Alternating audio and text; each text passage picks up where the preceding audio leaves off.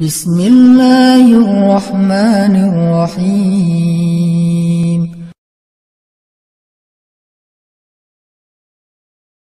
Hampir bisa dibilang seluruh iman kita itu adalah intinya sabar.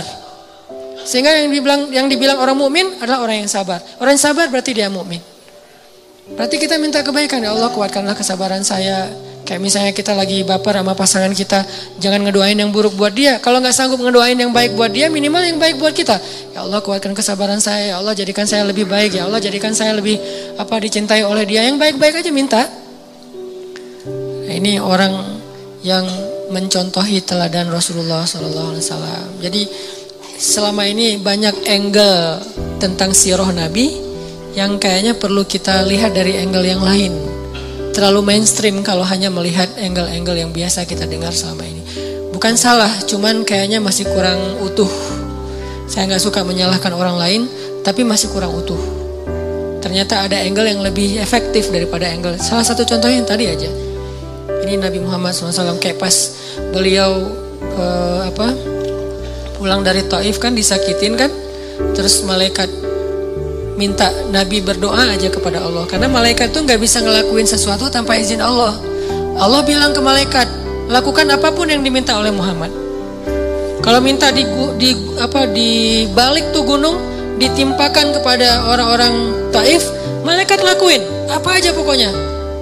Kesempatan itu malah Nabi doain, ya Allah maafkanlah mereka, sesungguhnya mereka tidak mengerti. Minta maaf untuk mereka. Dan aku berharap anak cucu mereka kelak yang akan menerima agama ini. Ini doa yang baik. Padahal beliau lagi dizolimi, masih mengalir darah di pelipis beliau. Masih kotor baju beliau. Masih orang ketawa tentang beliau. Anak-anak kecil ngelemparin beliau. Perempuan-perempuan ngejar beliau. Diperlakukan kayak orang gila di tengah kampung, dikejar-kejar. Keluar masuk kebun korma, keluar masuk kebun korma. Gimana rasanya seorang nabi yang sahabat tuh habis-habisan menghormati, memuliakan beliau, tiba-tiba dikejar oleh anak kecil dan perempuan. Budak-budak aja ngajarin Nabi, ngejar semuanya. Beliau lari-lari kayak orang gila yang dikejar-kejar rame-rame. Tapi doa beliau, ya Allah maafkan mereka, mereka gak ngerti. Semoga anak cucu mereka yang menerima Islam. Akhirnya anak cucu mereka kelak menjadi pembela Nabi. Kalau mau meneladani Nabi, harusnya yang angle-angle kayak gini nih kita ambil juga nih. Walaupun selalu ada kondisi-kondisi yang pengecualian ya. Ini tidak bisa digeneralisir dalam semua kasus yang terjadi di dunia atau di bangsa kita. Kalau kayak apa yang terjadi di Suriah, saya kira itu pengecualian. Kenapa pengecualian? Karena juga terjadi di zaman Nabi. Saya bukan ngomong dengan emosi pribadi, berlandaskan sirah. Ada sekelompok sahabat hafiz Al-Quran, diundang ke sebuah negeri dengan alasan disuruh ngajarin Al-Quran kepada kaumnya. Ternyata itu cuman jebakan. Ketika sekelompok sahabat ini keluar, hafiz semua, di tengah jalan mereka dicegat, dibunuh semuanya, nggak ada yang selamat, digorok satu persatu. Dan itulah asal muasal kenapa Nabi membaca kunut nazilah. Dan salah satu isi kunut nazilah, ya Allah hancurkanlah kaum itu sehancur-hancurnya. Kenapa? Karena mereka pengkhianat. Karena mereka zalim, karena mereka sudah membunuh para hafiz Al-Quran, dan ini bukan hal yang bisa dimaafkan. Beda kalau mereka melakukan kesalahan itu karena mereka tidak paham. Jadi ada kayak pembunuhan sengaja dan tidak sengaja. Ada kisos, itu baru beberapa orang hafiz. Gimana yang jutaan atau minimal ratusan ribu hafiz? Anak kecil lagi belajar ngafal Quran di masjid, tiba-tiba dibom. Kalau nggak dibom masih mending, kalau meninggal langsung. Ada yang tertimbun dengan neruntuhan, putus tangannya, putus kakinya, retak kepalanya. Itu udah biasa kejadian sehari-hari itu di Suriah. Yang lebih berat lagi bukan cuma dibom dan luka-luka, pakai senjata kimia yang sesak nafas, luar biasa kayak kita nyemprot kecoa kan ya, sampai kejang-kejang lalu mati dalam keadaan sedang kejang-kejang. Kebayang nggak sih untuk kita? Kita mungkin ngomong maafin dong, kita nggak ngerasain sih. Coba kalau kita ngerasain, nggak usah jauh-jauh seperti kasus Suriah, kasus ke teman aja kita susah maafin. Coba introspeksi diri deh. Kalau kita ngomongin tentang Suriah, harusnya kaum muslimin tuh maafin presidennya segala macam. Pernah nggak ngerasain dizalimin sedahsyat itu? Coba bandingkan dengan kasus kita dengan teman yang cuma baru digibah sedikit udah nggak mau maafin, udah langsung sholat tahajud, ujuk-ujuk tahajud. Biasanya nggak pernah tahajud. Kenapa? Pengen ngedoain yang buruk buat temannya, padahal baru cuma sekedar gibah realistis dong kalau berpikir, yang fair. Saya tuh paling gak suka berpikir yang gak adil. Kalau kita memperlakukan orang lain pengennya kayak gitu, harusnya kita juga jadi kayak gitu dong, baru kita ngomong. Ini banyak yang maafin, tapi enggak. Kasus kecil aja, nggak usah, saya mungkin salah ngomong, bukan kasus kecil, kasus yang lain ya, bukan kasus kecil. Kasus yang lain, misalnya masalah anjing dijadikan sebagai makanan buaya. Demo kan? Saya respect dengan demonya. Tapi pertanyaan saya, di mana ketika Suriah? Demo enggak? Apakah mereka juga protes? Nggak usah demo, mungkin protes lewat sosmed. Sama seperti apa? Kalau kita mau porsinya sama, mungkin masih sama dengan anjing nih. Kalau porsinya sama harusnya lebih kan? Dan baru berapa ekor anjing yang digituin? Mungkin di Solo ada orang bikin kayak warung yang makanannya anjing, terus kayak beberapa kasus yang kucing yang digantung tuh gara-gara makan ikan di rumahnya terus digantung, dipukul-pukulin, protes semuanya. Benar, harus protes karena hewan itu tidak berdosa. Kenapa digituin? Nabi aja mengatakan masuk neraka gara-gara membiarkan kucing mati kelaparan kan? Tapi kan bukan hanya hadis kucing, di dalam hadis-hadis Nabi ada 300.000 hadis. Kalau kucing aja masuk neraka, gimana manusia coba? Kan itu analogi sederhananya. Kalau kucing aja dosanya besar banget, anjing aja ngasih minum bisa masuk surga, gimana ngasih minum orang yang terzolimi di Ghouta, di Aleppo, di Suriah, Palestina, Rohingya? Gimana rasanya? Gimana pahalanya coba? Jadi ini baru fair. Saya nggak memprotes sama sekali tentang demo anjing, demo kucing segala macam. Itu keren. Tapi jangan gitu-gitu doang. Harus yang fair. Kalau ini aja demo, yang itu lebih dong. Kalau ini aja pakai hashtag, yang itu juga harusnya hashtagnya sampai di scroll hashtag semua tuh isinya. Aleppo hashtag, Ghouta hashtag, Al-Quds hashtag, Gaza hashtag, Rohingya hashtag, Somalia hashtag, Yaman hashtag, Irak hashtag. Termasuk juga nanti ada Paris, New York, di mana-mana. Kita samalah memperlakukan manusia. Ini bukan masalah agama, ini masalah kemanusiaan. Fair. Tapi yang terjadi kayaknya kurang fair. Gak tahu ada masalah apa di dalam hati kita. Fi qulubihim marad. Semoga Allah menyembuhkan penyakit hati kita. Kenapa kalau udah mengatakan asyhadu alla ilaha illallah wa asyhadu anna muhammadar rasulullah perlakuannya jadi beda? Padahal kita nggak pernah nyinggung agama, tapi kenapa gara-gara mentang-mentang muslim jadi beda perlakuannya? Terus siapa yang mempertimbangkan urusan agama di sini sebetulnya? Kita selalu bilang kemanusiaan. Mereka nggak mau membantu hanya gara-gara asyhadu alla ilaha illallah. Terus yang ngomongin agama siapa? Kita atau mereka? Dan kita mah nggak membedakan. Yang ngomongin asyhadu alla ilaha illallah kita bantu, yang nggak ngomongin asyhadu alla ilaha illallah asal terzolimi kita juga ikut simpatik dan membantu semampu kita. Kalau nggak membantu pun minimal kita menyatakan sikap kasihan dengan ikut prihatin dengan kondisi di Amerika beberapa saat yang lalu, atau bahkan di Israel ketika ada badai. Ini fair, Islam itu fair banget, adil, karena salah satu ciri khas dari Islam itu adil. Balik lagi ke tema kita, teman-teman, intinya adalah akses kita ke Allah itu adanya di hati. Ibrahim Adham tadi lagi musafir sama muridnya, terus nggak makan seharian, lapar, mungkin udah 2 hari nggak makan, lapar banget pokoknya. Dan buat orang seperti Ibrahim bin Adham, lapar itu bukan Allah nggak baik sama beliau, karena kebaikan dalam persepsi mereka udah bukan dunia lagi, udah benar-benar hikmah. Muridnya yang ngeluh, bukan Ibrahimnya yang ngeluh, muridnya ngeluh. Guru, lapar ya, gimana ya? Kita belum makan, nggak ada bekal apa-apa. Akhirnya kamu punya kertas, punya pulpen, punya sini, ditulis sama Ibrahim. Bismillahirrahmanirrahim. Rabbi syair. Tulisannya syair tapi doa. Jadi berdoa dengan syair, lembut bahasanya. Rabbi, engkau maha pengasih, engkau apa segala macam, muji-muji Allah. Ujung-ujungnya engkau tidak membiarkan hambamu yang lapar kecuali engkau memberi makan. Jadi kayak kalau kita bikin 1 menit video di Instagram, cuman 2 detik doanya. 58 detik muji-muji Allah. Ini smoothnya doa Ibrahim bin Adham. Kalau kita kan 58 detik doa cuma 2 detik doang yang muji ya. Bismillah, alhamdulillah, ya Allah, panjang gitu kan ya. Kalau Ibrahim bin Adham gak gitu. Bismillah, alhamdulillah sampai 58 detik, cuman 2 detik terakhir, ya Allah saya lapar. Cuman gitu doang. Dan itu pun diantara pujian-pujian. Persis kayak doanya Nabi Ayub. Rabbi, massaniyad durru wa anta arhamur rahimin. Langsung habis minta, nggak minta pun cuma bilang, ya Allah saya sakit, tapi nggak apa-apa, Engkau Maha Pengasih tetap, saya nggak akan mengeluh. Gitu coba bahasa doanya. Kan ini keren banget doanya. Bukan, ya Allah saya sakit, Engkau ngelihat nggak sih saya sakit udah sekian lama, ya Allah apa maunya Engkau ya Allah, saya udah turutin semua maumu, saya udah tahajud, ngeluh. Ini namanya bukan doa, komplain, demo. Sedangkan Nabi Ayub, ya Allah saya sakit, tapi enggak, Engkau tetap Maha Pengasih lagi, Maha Penyayang, malah pengasih, paling pengasih lagi tuh, muji ditutup. Jadi kayak nggak enak mau ngomong saya sakit, langsung ditutup dengan kalimat pujian. Itu Ayub, sehingga Allah ngedengerin doa Ayub, langsung Allah mengatakan ni'mal abd, itu hambaku yang keren banget kata Allah. Ni'ma itu keren, ni'ma itu baik banget. Langsung Allah sembuhkan saat itu juga. Kenapa? Bagus cara komunikasinya dengan Allah. Selain yakin, bahasanya juga enak ke Allah. Allah itu kan maha mulia, elegan banget. Jadi jangan sampai kita komunikasi sama Allah itu bahasa-bahasa yang di jalan.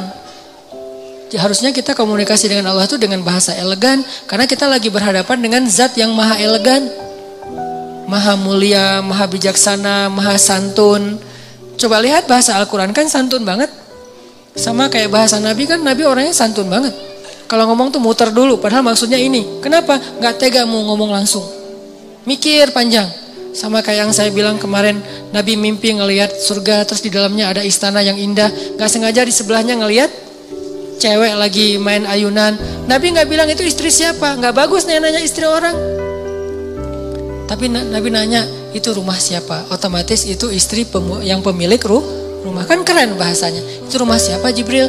Rumahnya Umar. Astagfirullah, langsung balik arah. Gak sengaja ngelihat istrinya Umar.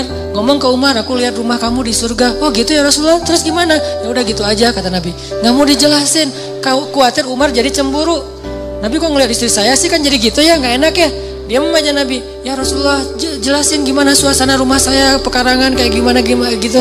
Terus kata Nabi, gak usah lah Umar, udah cukup segitu aja, berbahagialah. Ya Rasulullah, ngejar terus. Akhirnya, maaf ya, gak sengaja istri kamu lagi ayun-ayunan saya ngeliat, tapi gak sengaja loh Umar. Ya Rasulullah, Umar tersenyum.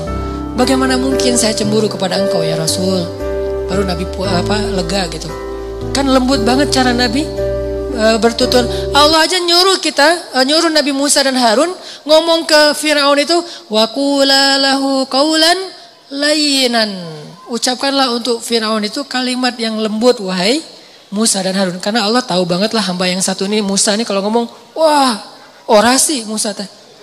Beda dengan Harun diplomasi kan. Kalau Musa itu orasi, orator banget. Wahai Firaun, harusnya gitu. Tapi enggak, wahai Firaun. Gara-gara apa? Baca deh secara emosi ayat di surat Toha dan Al-Qasas. Makanya saya suka tafsir fi Zilalil Quran. Nanti teman-teman bisa cari di toko buku. Tafsirnya Syekh Said Qutub yang ditulis dalam penjara tuh. Karena itu tafsir yang paling emosional. Dia kayak ngelibatin emosi hamba yang beriman dalam memahami sejarah adegan-adegan kayak gitu. Sehingga kita kebayang gitu kejadiannya. Kalau nggak ada emosinya kan kayak flat ya. Kayak kita baca adegan biasa aja. Ternyata kalau kita baca dari angle emosional kita terlibat dalam ayat Al-Quran. Itu benar-benar Nabi Musa itu berbicara lembut dengan Firaun. Firaun ngomong, Nabi Musa diam. Nggak dibantah sama Nabi Musa. Nanti pas Firaun udah selesai ngomong, baru Nabi Musa ngomong. Nggak ada bantah-bantahan, potong pembicaraan, apa segala macam. Pura-pura teleponnya, disconnect, akhirnya diputus. Maaf ya tadi keputus, padahal emang sengaja diputus. Nggak ada Nabi Musa kayak gitu. Didengerin, udah selesai ngomong, dijelasin lagi. Dan jujur, siapa yang ngomong gini wahai Musa? Allah, kata Musa.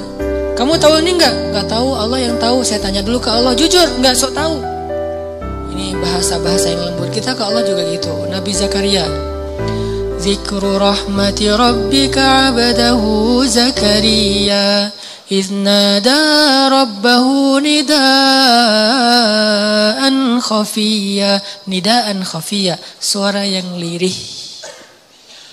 Ngomong sama Allah itu lembut. Qala rabbi inni wahana al-'azmu minni washta'ala ar-ra'su shayba wa lam akun bidu'aika rabbi syaqiyya. Di ayat yang lain, Rabbi habli min ladunka dzurriyyatan thayyibah innaka sami'ud du'a. Apa rahasia dari kalimat ini? Nabi Zakaria itu udah berdoa puluhan tahun loh, tapi selalu mengatakan Engkau Maha mendengar doa. Bukan, Engkau dengar gak sih ya Allah? Bukan. Udah puluhan tahun minta anak masih ngomong sesungguhnya Engkau Maha mendengar doa. Pujian, nggak ngeluh sama sekali. Kan bagus banget bahasanya. Harusnya awal-awal Engkau Maha mendengar doa ya Allah. Engkau dengar kan ya Allah? Dengar gak sih? Nah kan berubah nih. Awalnya yakin, mulai ragu, akhirnya ingkar. Ini kita. Kalau Nabi Zakaria makin lama berdoa makin innaka sami'ud du'a. Engkau Maha mendengar doa, Engkau Maha mendengar doa. Terus aja gitu. Belum dikabulkan sehari, sebulan, setahun, innaka sami'ud du'a, 2 tahun, innaka sami'ud du'a, 10 tahun. Sampai puluhan tahun masih kalimatnya innaka sami'ud du'a, Engkau Maha mendengar doa. Apa kurang yakin Nabi Zakaria? Makanya Allah tuh sayang banget akhirnya dikasih. Langsung sekali dikasih anak terbaik. Bisa dibilang kata sebagian ulama satu-satunya orang yang nanti di hari akhirat ketika dibangkitkan gak punya dosa. Yahya alaihissalam. Makanya kalimatnya wassalamun alaih yauma wulida wa yauma yamutu wa yauma yub'atsu hayya. Selamat dia ketika dia dilahirkan, selamat ketika dia diwafatkan, dan ketika dia dibangkitkan udah selamat. Bangkit udah selamat. Jadi kalau di antara sahabat ada yang dijamin masuk surga, itu kualitasnya kayak gitulah kurang lebih Nabi Yahya di antara para anbiya. Pastinya semua itu adalah keutamaan yang dimiliki oleh Rasulullah SAW. Cuman kalau di nabi-nabi yang lain di-share beda-beda. Kalau Nabi Muhammad semua keutamaan para anbiya ada pada diri beliau. Tapi nabi-nabi yang lain beda-beda. Nabi ini lebihnya di sini, nabi ini lebihnya di situ. Karena kata Allah, wa kadzalika faddalna ba'dahum ala ba'd. Begitulah kami berikan kelebihan sebagian nabi atas sebagian yang lain. Beda-beda kelebihannya. Tapi Nabi Muhammad merangkum semua kelebihan para anbiya dari Nabi Adam sampai Nabi Isa. Semua mukjizat ada pada beliau, cuman gak semua dikeluarin. Kalau mau beliau tuh kayak avatar gitu kan. Semua elemen dikumpulin kan. Itu Muhammad banget tuh. Yang lain kan dibagi-bagi, ada yang api, ada yang tanah, ada yang air. Ini semuanya dapat. Nabi Sulaiman dengan jinnya, Nabi Muhammad bisa lebih dari itu, cuman gak mau pamer. Kalau mau Nabi Muhammad bisa lebih dari Nabi Sulaiman, ngumpulin pasukan jin. Nabi Sulaiman berperang dengan pasukan jin. Nabi Muhammad pasukan malaikat, lebih keren siapa? Cuman kan bukan kita mau banding-bandingin para anbiya ya. Lebih kepada mau ngelihat betapa luar biasanya Nabi Muhammad. Nabi Sulaiman perang pakai pasukan jin. Ada jin penyelam, free dive gitu jinnya teh. Dan ayatnya emang gitu, jin penyelam, berarti kan free diver ya. Kalau free diver sekarang mungkin 500-600 meter nyelam, itu udah kilometer loh. Itu benar-benar free diver yang legend banget lah, udah kedalaman yang sampai nggak tembus cahaya matahari. Ada jin yang kerjanya sebagai juru masak, chef. Bayangin jin chef, tuh gimana masakannya? Darah, tulang gitu ya. Jadilah masakan-masakan yang istimewa. Jin lagi nge-chef gitu di dapur. Tiba-tiba free divernya tuh datang. Kasihan banget saya lo kerjaannya di dapur melulu gak pernah ke laut. Emang di laut gimana? Wah keren banget. Gua nyelam setiap hari tuh udah dimana-mana udah terumbu karang di daerah Bunaken. Dimana-mana udah gua lihat tuh. Ada jin surfer. Wah ombak di sana masih lebih keren di sini nih. Ombak udah barrel udah segala macam. Pokoknya jin-jin laut nih. Jin cai. Ini ada jin ulin, ada jin yang di dapur. Jin ulin nih yang udah biasa ulin, selalu postingan snapgram mereka tuh seru-seruan yang di dapur. Ya, kok saya mah snapgramnya piring lagi. Datang nih jin laut, manas-manasin jin dapur. Lu ikutin dong sekali-kali kita lagi, ini bentar lagi kita mau touring loh gitu. Oh begitu? Ya. Yuk kita ikut touring, nih gua sediain nih motor buat lo. Misalnya kalau nggak mau pakai yang mahal-mahal amat, minimal lo pakai yang Triumph lah misalnya. Lo pakai nih Triumph punya gua kalau nggak mau pakai Harley. Oh beneran. Nggak jadi kenapa? Last minute dia bilang nggak jadi. Padahal touring udah pada siap nih, orang udah pada ngumpul di meeting point. Kenapa nggak jadi? Takut kepada Sulaiman. Padahal Sulaiman nggak ada. Bukan cuma nggak ada, sudah tiada. Bukan cuma nggak ada, sudah tiada. Tiada, artinya mereka nggak tahu kalau Sulaiman sudah wafat. Cuman wafatnya keren sambil duduk. Kalau kita, bukan kita, kalau orang yang nggak beriman mungkin wafatnya jungkir balik ya. Ini duduk aja tenang sambil zikir wafat. Baru jatuh gara-gara tongkat beliau pegang itu dimakan rayap. Dan kira-kira berapa lama buat rayap butuh waktu untuk merusak tongkat. Dan itu tongkat warisan para nabi, berarti tongkat yang kayunya bagus. Beberapa hari kan?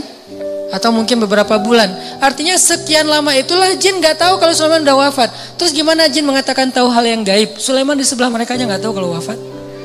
Kemungkinannya adalah bohong saja. Gak mungkin jin tahu. Kalau dia tahu yang gaib, dia pasti tahu Sulaiman sudah wafat. Ini jin. Nabi Muhammad pasukannya malaikat. Kalau Nabi Sulaiman lalu lalang jin keluar masuk ke istana beliau, Nabi Muhammad malaikat keluar masuk ke masjid beliau.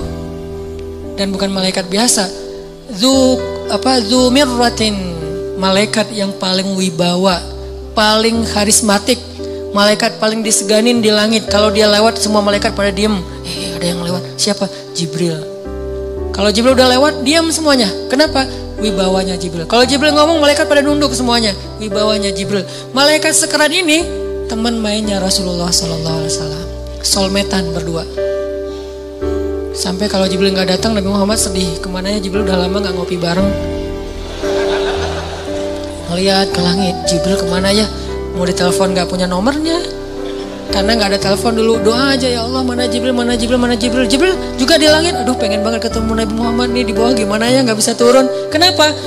Wa ma natanazzalu illa bi amri rabbik. Asbabun nuzul ayat itu di surat Maryam. Kami tidak turun Muhammad kecuali perintah Allah. Pengen sih turun, cuma belum ada perintah, jadi nggak bisa. Walaupun malaikat itu emosional, punya perasaan, tapi nggak bisa menurutkan perasaannya kecuali dengan sami'na wa ta'na. Jibril pengen turun, Muhammad pengen ketemu, sama-sama kangen nih. Bayangin kangennya dengan manusia dengan malaikat, kan keren banget. Malaikat aja kangen sama Nabi, kita nggak ada yang ngangenin. Aduh, ini malaikat aja kangen, kan keren banget akses 4G-nya ya. Pas Jibril turun, wah Jibril, wah Rasulullah, slow motion. Akhirnya Nabi nanya, Jibril kemana aja? Kok nggak pernah ketemu udah beberapa hari? Ya Rasulullah, saya juga kangen.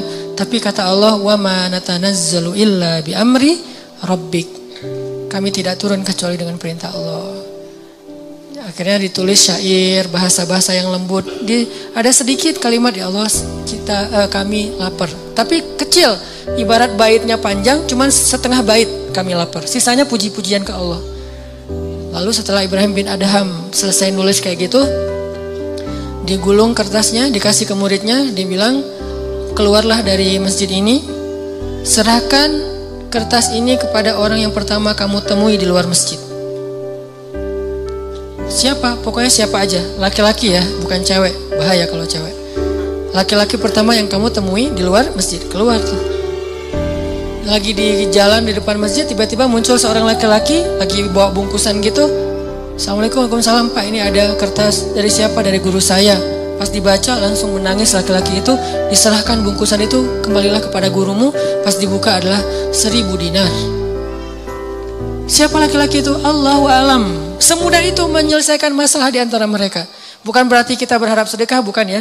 Ini hanya sebuah inspirasi. Semudah itulah memberi rezeki kepada